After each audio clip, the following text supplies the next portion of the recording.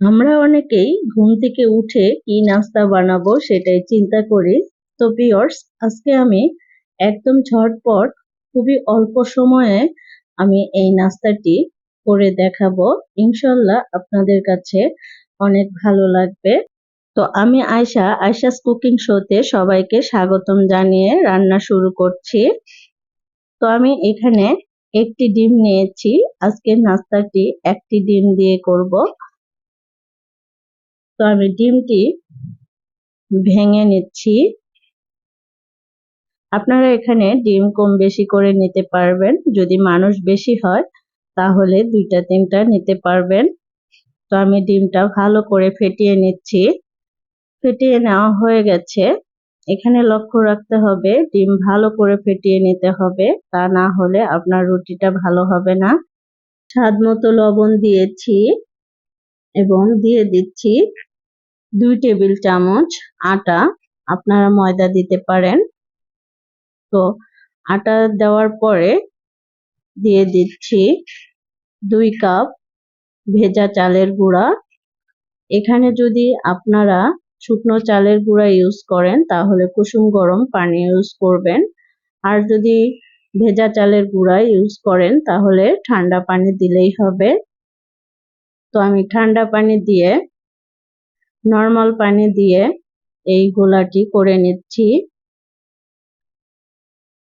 এখানে আমি অল্প অল্প পানি দিয়ে এই গোলা করে নিব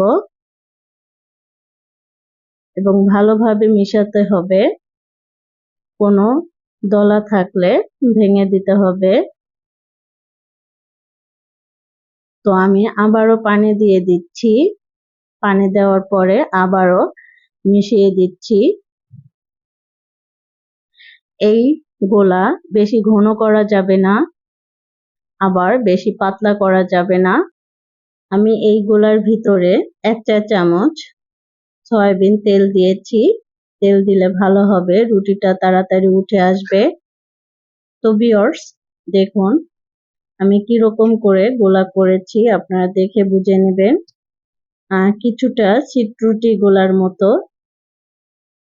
তো ভিউয়ার্স, আমি চুলায় প্যান বসিয়ে দিয়েছি এবং একটা টিস্যুতে তেল নিয়েছি। তেল দিয়ে মুছে দিলাম।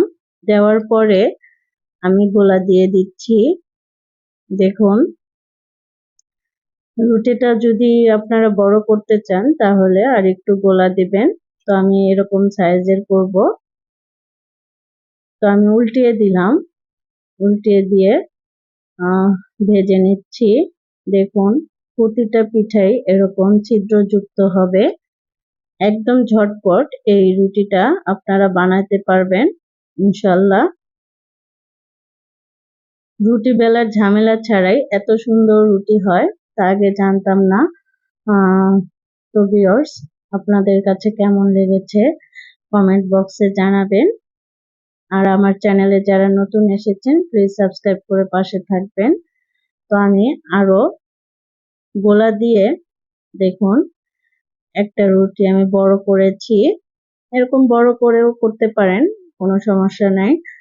তো দেখুন, যখনই রুটির গা ছেড়ে ছেড়ে আসবে দেখুন, তখনই আমি উঠিয়ে নিচ্ছি।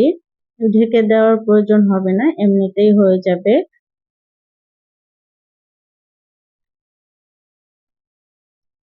তো ভিউয়ার্স, হয়ে গেল আমার ঝটপট রুটির রেসিপি। খোলা জেলি পিঠাও এরকম হয়ে থাকে। এই পিঠা যে কোনো কিছু দিয়েই খেতে ভালো লাগে। তো আমি এইখানে হাঁসের মাংস নিয়েছি।